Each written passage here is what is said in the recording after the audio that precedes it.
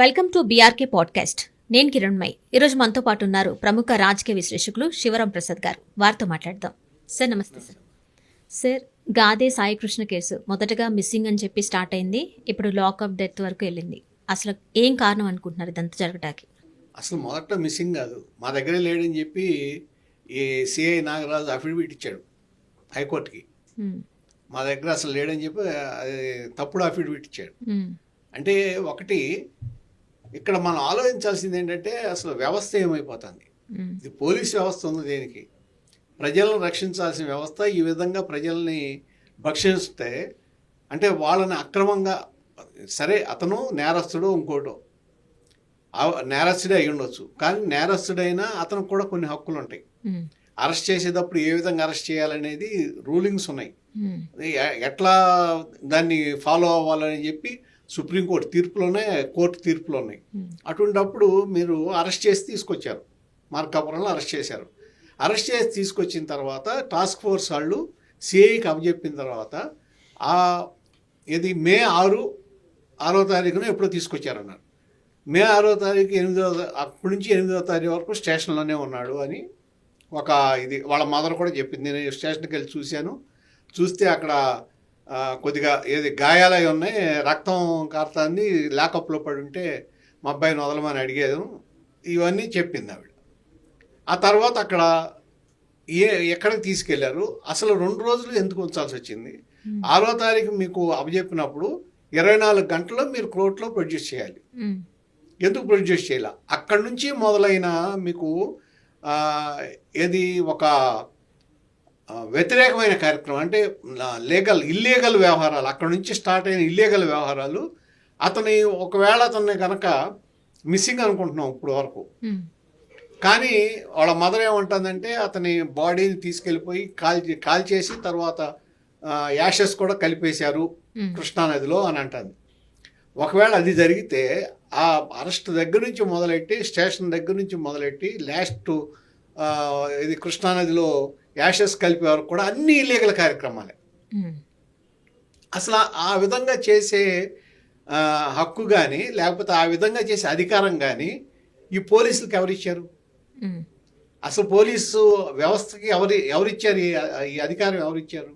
ఇది కాకుండా ఆయన అసలు మామూలుగా ఎవరికైనా సరే మన constitutional right, right to live, article 21 ప్రకారం రైట్ టు లివ్ అంటే జీవించే హక్కు ఉంది. జీవించే హక్కుని ఈ విధంగా కాలు రాసిన ఆ సిఐ నాగరాజు అతను అన్కాన్స్టిట్యూషనల్గా ప్రవర్తించాడు, అంటే రాజ్యాంగ వ్యతిరేక చర్యలకి పాల్పడ్డాడు. అటువంటి వాడి మీద మరి ఇప్పుడు వరకు వ్యవస్థలో లోపాలు మనం చూసుకుంటే అతను 6వ తారీఖు అరెస్ట్ అయితే 35 రోజుల వరకు ఆ విషయం బయటికి ఎందుకు రాలా? 35 రోజుల వరకు ఎందుకు బయటపడలా? ఆ తర్వాత వాళ్ళ మదర్ వెళ్ళి హెబియస్ కార్పస్ పిటిషన్ వేస్తే హైకోర్టులో వేసిన తర్వాత హైకోర్టులో 29వ తారీఖు లోపు మాకు తేల్చండి అన్నప్పుడు అప్పుడు వరకు ఎందుకు విషయం బయటికి రాలా? అంటే ఎంత ఉదాసీనంగా ఉంది వ్యవస్థ, లేకపోతే ఎంత కోఆపరేటివ్గా ఉంది నేరం చేసిన వాడికి అనేది అర్థమవుతుంది కదా.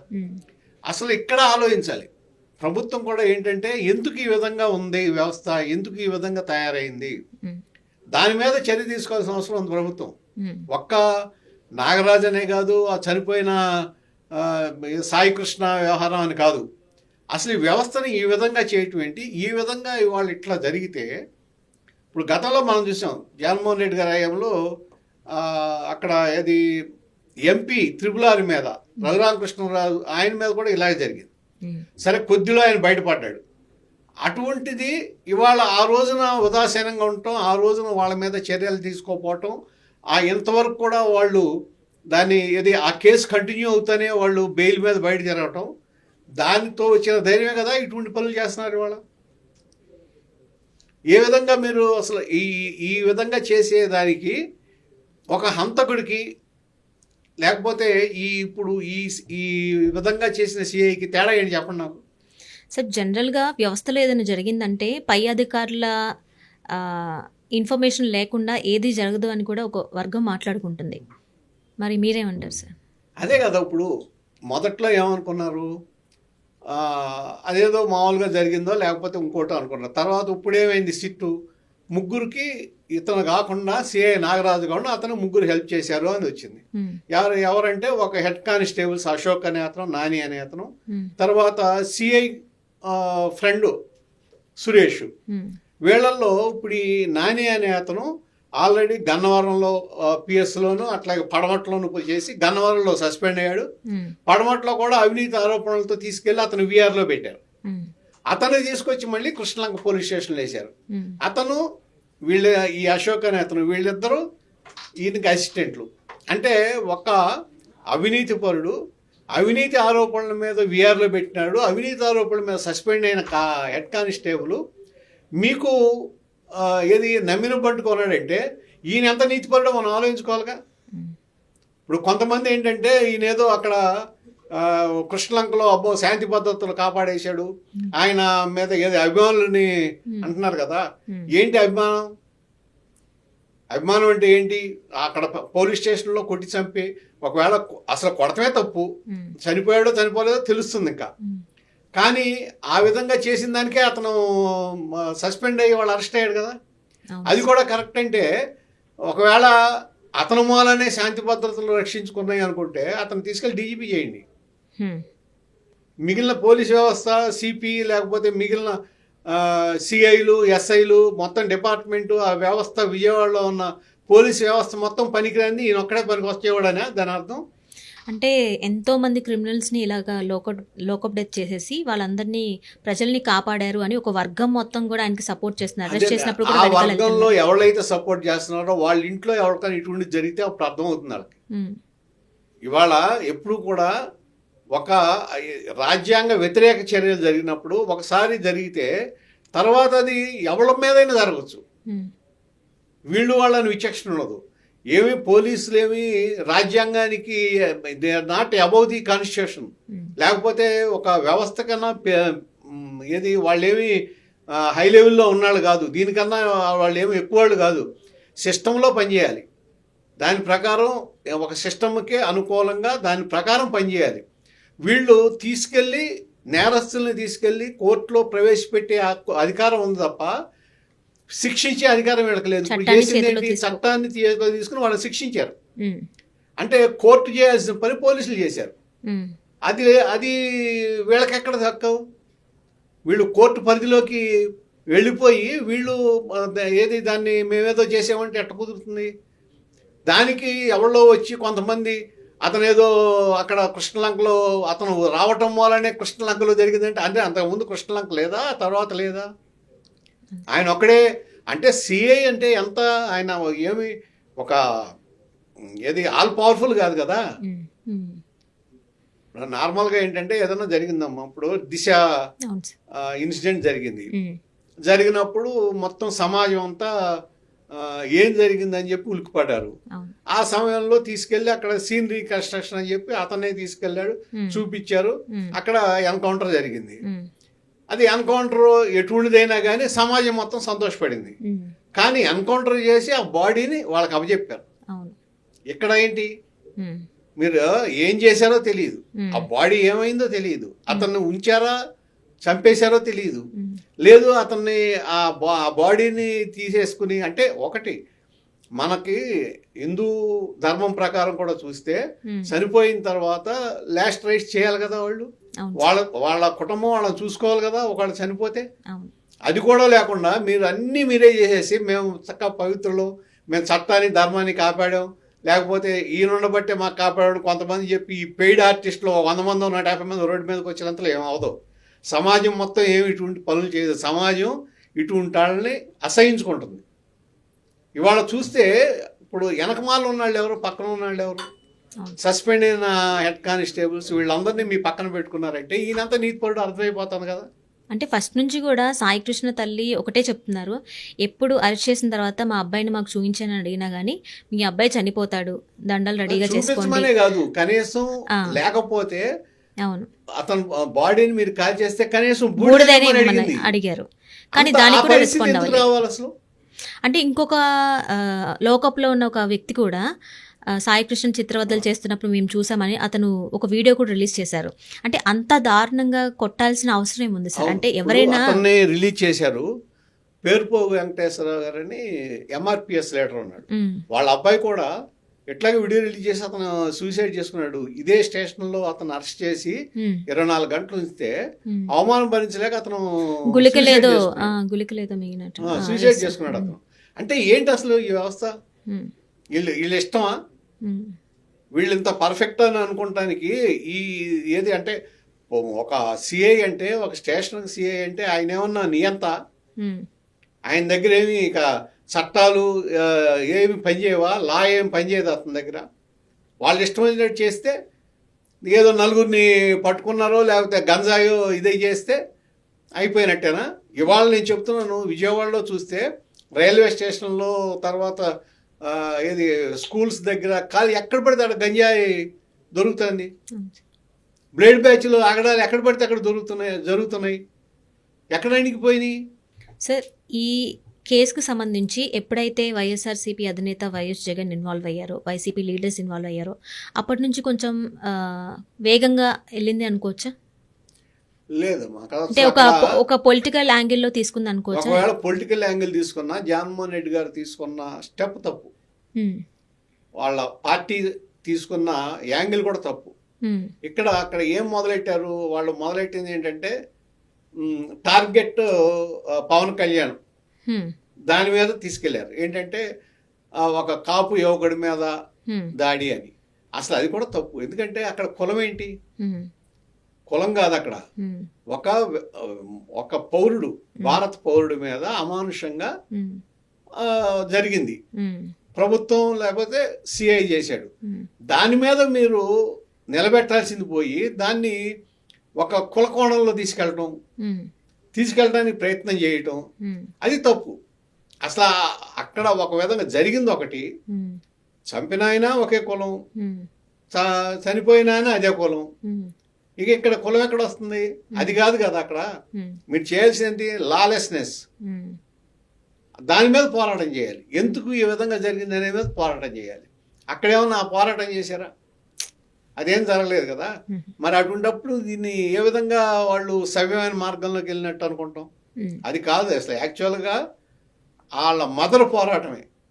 ఆవిడ ఎప్పుడైతే కోర్టులో వేసిందో అక్కడ విషయం బయటపడింది. తర్వాత ఏమైంది? ఇప్పుడు సిట్టు విచారణ తర్వాత ఇవాళ బయటపడినట్టుంది.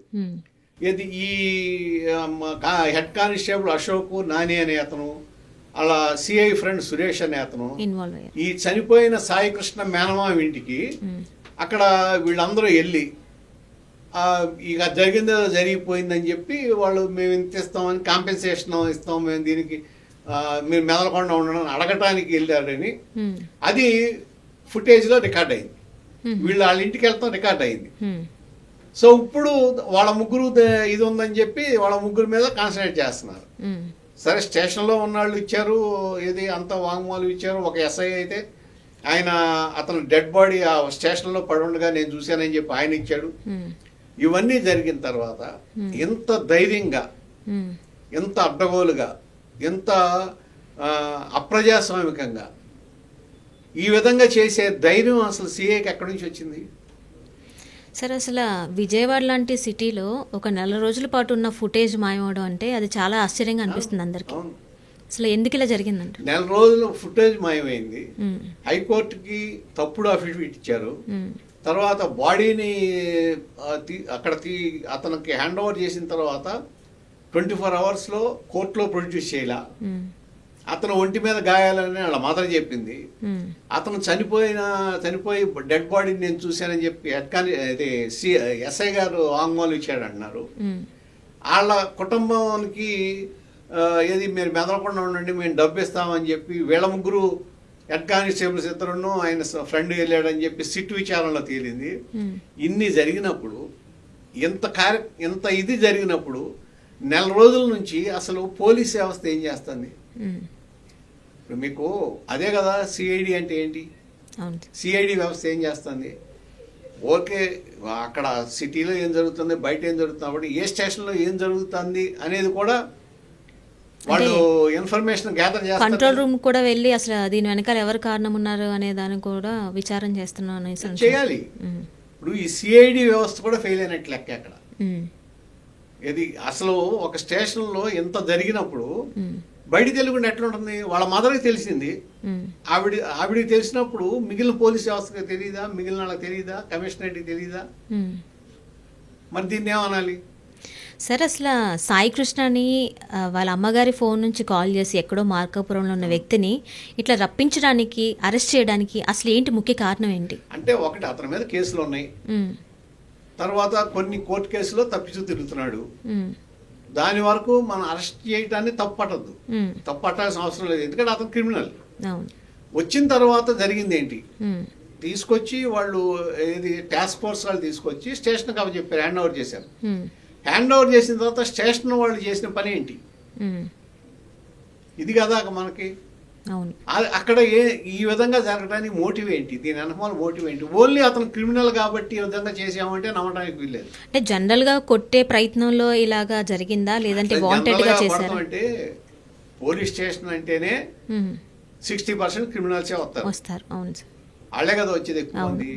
వాళ్ళ స్టేషన్ లో వాళ్ళ లాకప్లో ఉండే కూడా అటువంటి వాళ్ళే. అందరిని ఎట్టాక్ కొట్టి అందరిని ఎట్టాగే ఇచ్చేస్తున్నారా? చేయరు కదా. మరి ఇతన్ని ఎందుకు స్పెషల్ గా ఆ విధంగా చేశారు? ఇతని మీద ఎందుకు ఆ విధమైన స్పెషల్ ట్రీట్మెంట్ ఇచ్చినట్టు? అంటే ఈ విధమైన స్పెషల్ ట్రీట్మెంట్ ఇవ్వడానికి మీకున్న స్పెషల్ ఇంట్రెస్ట్ ఏంటి? దేనికోసం ఆ విధంగా ఇచ్చారు? దీని వెనకమాల మోటివ్ ఏంటి? దీని వెనకమాల సెటిల్మెంట్ ఏమైనా ఉందా? ఆ సెటిల్మెంట్ ఏంటి? ఇవి కదా బయటికి రావాల్సినవి, ఇవి బయటికి తీయాలి. అంటే ఒక చిన్న ఆధారం కూడా లేకుండా ఈ కేసుని ఇప్పటి వరకు తీసుకొని వచ్చారు కదా, దీనికి ముందు ముందు ఎలా ఉంటుంది? చిన్న ఆధారాలు దేవు అని అనుకోవక్కర్లా. యాక్చువల్గా సిట్ గనక కరెక్ట్గా పనిచేసి ఆ ఏరియాలో ఉన్న హోటల్స్ ఉన్నాయి, అది busy area, bus stand area, ఆ మొత్తం ఆ ఏరియాలో ఉన్న వీడియోలు లేకపోతే సీసీ కెమెరాలు ఎక్కడెక్కడ ఉన్నాయో అన్ని ఫుటేజ్లు తీసి గనక సెట్ చేస్తే ఖచ్చితంగా ఈ బాడీ బయటికి తీసుకెళ్ళి ఎక్కడోసారి బయటపడుతుంది, డెఫినెట్ గా బయటపడుతుంది. మొత్తం అన్ని ఫుటేజ్లు ఏళ్ళ ఫుటేజ్ తీశారు, కానీ మిగిలిన షాపుల్లోనూ లేకపోతే హోటల్స్ లో లేకపోతే బస్ స్టాండ్ దగ్గర ఫుటేజ్లు ఉంటాయిగా, ఆ ఫుటేజ్ తీయచ్చు కదా. ఆ ఫుటేజ్ని కనుక మీరు వరుస పెట్టి దాన్ని వడపోసారనుకోండి బయటపడుతుంది. అంటే నాగరాజు, సిఐ నాగరాజు ఎవరైతే ఉన్నారో విచారణలో అసలు నిజం ఒప్పుకున్నారా? ఆయన్ని లాకప్ డెత్ చేశామని చెప్పి ఈ విధంగా జరిగింది ఇలా అని మాట్లాడలేదు, నాకేం తెలియదు, మీకే తెలుసు నాకు తెలియదు అని చెప్పాడని వచ్చింది కదా వార్త. అవును సార్, అంటే ఇప్పటికీ ఎందుకు ఒప్పుకోవట్లేదని? అంటే ఒప్పుకుంటే అయిపోతుందిగా, ఒప్పుకుంటే అతను ఇది క్రిమినల్ కింద ప్రూవ్ అయిపోతాడు కదా, ఎట్లా ఒప్పుకుంటాడు? అది వీళ్ళు మిగిలిన ఏమున్నాయో ఇక ఒకటి సాక్ష్యాలు ఇవన్నీ బయటికి తీయాలి, ఎక్కడో చోట దొరకకుండా ఉండదు. ఎందుకంటే ఈ మొత్తం ఇక్కడి నుంచి తీసుకెళ్లిన వ్యవహారంలో ఇప్పుడు నిన్నటిదాకా వెళ్ళేది అనుకున్నాం, ఇవాళ వాళ్ళ మేనమామని కలవటానికి వెళ్ళింది, వీడియోస్ వచ్చినాయి, వీళ్ళు కలవటానికి వెళ్ళింది, మాట్లాడింది, వచ్చింది. ఆల్రెడీ అతను చెప్పాడు, నా దగ్గరికి సెటిల్మెంట్కి వచ్చారు, నేను కుదరదని చెప్పాను. మరి అటువంటిప్పుడు ఎక్కడో మీరు కరెక్ట్ గా ప్రయత్నం చేస్తే డెఫినెట్ గా దొరుకుతుంది, దొరకకుండా ఏముండదు, ఆధారాలు దొరుకుతాయి. సార్, ఒక పక్క ఏపీ డిప్యూటీ సీఎం ఆయన క్రిమినల్ అని చెప్పి అంటున్నారు, కానీ సీఎం చంద్రబాబు నాయుడు మాత్రం వాళ్ళ ఇంటికి వెళ్ళి వాళ్ళ తల్లిని పరామర్శించి నేను మీకు న్యాయం చేస్తాను అని చెప్పి భరోసా ఇచ్చెళ్ళారు. ఈ రెండు కోణాలను ఏ విధంగా చూడాలి? చంద్రబాబు గారు వాళ్ళ ఇంటికి వెళ్ళా, ఆవిడని రప్పించుకున్నారు, పరామర్శించారు, తీసుకొచ్చారు, వచ్చింది, ఆవిడ చెప్పింది, ఆవిడ న్యాయం చేస్తాం, విచారణ నిష్పక్షపాతంగా చేస్తామని హామీ ఇచ్చారు. సరే, ఇంకేదన్నా కుటుంబానికి ఏదన్నా జీవనోపాధి పోయినందుకో లేకపోతే ఏదన్నా ప్రభుత్వం తరఫు నుంచి సహాయం చేస్తామని ఇచ్చారో ఇంకా బయట రాలా. దానికి ఒకటి పవన్ కళ్యాణ్ కొంత ఆయన మాట్లాడింది ఏంటంటే, వీళ్ళు ఇందాక నేను అన్నా కదా మీకు, ఈ వైఎస్ఆర్ కాంగ్రెస్ పార్టీ కులపరంగా తీసుకెళ్ళినప్పుడు పవన్ కళ్యాణ్ ని టార్గెట్ చేశారు. దాని గురించి ఆయన పార్టీ దీంట్లో చెప్పాడు, ఇది ఒకే కులమైనంతలో కాపైనంతలో క్రిమినల్ సపోర్ట్ చేయాలా అని. కానీ అక్కడ ఏంటంటే క్రిమినల్ సపోర్ట్ చేయొద్దు, కానీ కాన్స్టిట్యూషన్ సపోర్ట్ చేయాలి, వ్యవస్థను సపోర్ట్ చేయండి, అట్లాగే రూల్ ఆఫ్ లాని సపోర్ట్ చేయండి. ఆర్టీని సపోర్ట్ చేస్తే సిఐ చేసిన తప్పు, క్రిమినల్ సపోర్ట్ చేయక్కర్లే, మనం కూడా సపోర్ట్ చేయం క్రిమినల్ని. అవును. అతను నాగరాజునేమి మనమేమి అతను సచ్చీలుడనో సచ్చరితుడనో లేకపోతే అతనికి ఏం మన సర్టిఫికేట్ ఇవ్వట్లా, వాడు పనికిరానాడే, క్రిమినలే. కానీ అతను కూడా కొన్ని మానవ హక్కులు ఉంటాయి, దాన్ని గవర్నమెంట్ ఇవ్వాలి. గవర్నమెంట్లో పోలీసే కదా, పోలీస్ కూడా గవర్నమెంట్ వ్యవస్థలో భాగమే కదా, దాన్ని వీళ్ళు హరించారు. ఇక్కడ అతన్ని ఆ విధంగా చేయటంలో వీళ్ళు అన్కాన్స్టిట్యూషనల్గా ప్రవర్తించారు. కాబట్టి వీళ్ళ మీద చాలా తీవ్రమైన చర్యలు తీసుకోవాల్సి వస్తుంది ఈ పోలీస్ వ్యవస్థ మీద. లేకపోతే ఈ వ్యవస్థ సామాన్య ప్రజలను కూడా ఇట్లాగే చేస్తుంది. కాబట్టి ప్రజల రక్షణ కల్పించాల్సిన బాధ్యత ఉంది. కాబట్టి ప్రభుత్వానికి ఇటువంటి వాళ్ళ మీద చర్యలు తీవ్రంగా ఉంటే ఇక ముందు ఇటువంటివి జరగవు. సార్, ఇదే అంశానికి సంబంధించి పవన్ కళ్యాణ్ హోంశాఖ నా చేతిలో లేదు, ఉంటే గనక నేను చర్యలు తీసుకుంటాను అని చెప్పి ఒక దగ్గర మాట్లాడారు.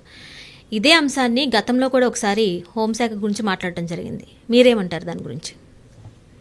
అంటే ఒక విధంగా చెప్పాలంటే నవ్వు వస్తుంది. హోంశాఖ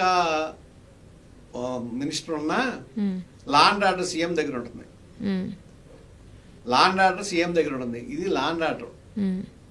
హోంశాఖలో ఈవెన్ ఒక సిఐని ట్రాన్స్ఫర్ చేసే ఇది కూడా హోమ్ మినిస్టర్కి ఉండదు, కొంతవరకే బాధ్యత.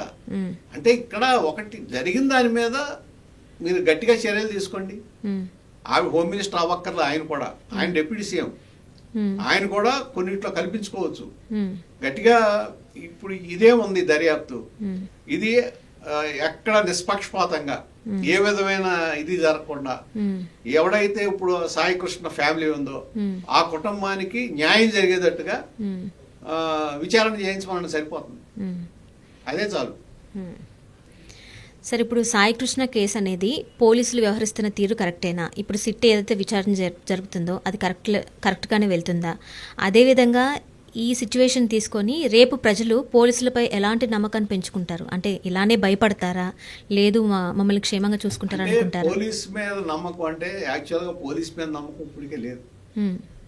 వాళ్ళేమో చిన్న చిన్న పెట్టి కేసులు ఇటువంటి వాటిని, లేకపోతే ఈ సోషల్ మీడియా కేసులు, ఈ మన ఏది వాట్సాప్లోనో వాటిల్లో ఫార్వర్డ్ చేసిన కేసులనేమో ఎవరో చెప్తే ఆ రాజకీయ నాయకుల ఏది వాళ్ళు ఏదో చేయమని చెబితే వీళ్ళు దాన్ని పట్టుకుని, ఈవెన్ సుప్రీంకోర్టు తీర్పు ఉంది సోషల్ మీడియా కేసులకు సంబంధించి.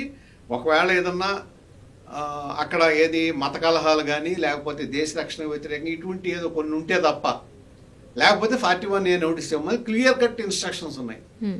ఈవెన్ మ్యాజిస్ట్రేట్స్ కానీ జడ్జెస్ కానీ ఒప్పుకుంటారు దాన్ని. అటువంటి పరిస్థితుల్లో కూడా వీళ్ళు తీసుకెళ్ళి ఇంటికి వెళ్ళిపోయి ఎప్పుడు ఏ టైం పడితే ఆ టైంకి వెళ్ళిపోయి తీసుకొచ్చేసి ఆ ఫోన్లు హ్యాండ్ ఓవర్ చేసుకుని వాళ్ళని 10 గంటలు 11 గంటలు కూర్చోబెట్టి ఇట్లా చేస్తున్నారు. ఇది ఇప్పుడే కాదు, గత ప్రభుత్వం నుంచి వచ్చింది, అది ఇప్పుడు కూడా కంటిన్యూ చేస్తున్నారు. ఆ విధంగా చేయటంలో ఉన్న శ్రద్ధ నేరస్తులను అదుపు చేయడంలో చూపించట్లా.